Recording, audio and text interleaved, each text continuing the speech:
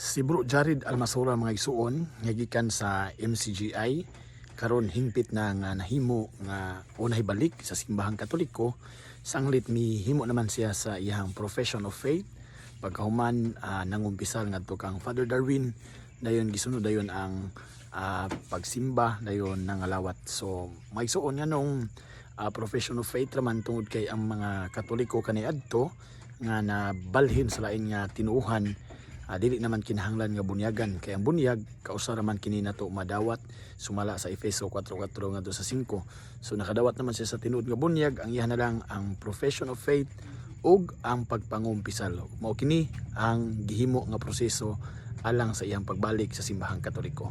Again atong balikon atong iyampo sa kanunay nga mupadayon siya mulahutay dinhi sa simbahang Katoliko. God bless. At lupa. Sumasampalataya naman ako kay Hesukristo, iisang anak ng Diyos, Panginoon nating lahat. Nagkatawang tao siya, lalang ng Espiritu Santo, ipinanganak ni Santa Mariang Birhen, ipinagpasakit ni Poncio Pilato, ipinako sa krus, namatay, inilibing, nanaog sa kinaroroonan ng mga yumao, nang may ikatlong araw na buhay na mag-uli, umakyat sa langit,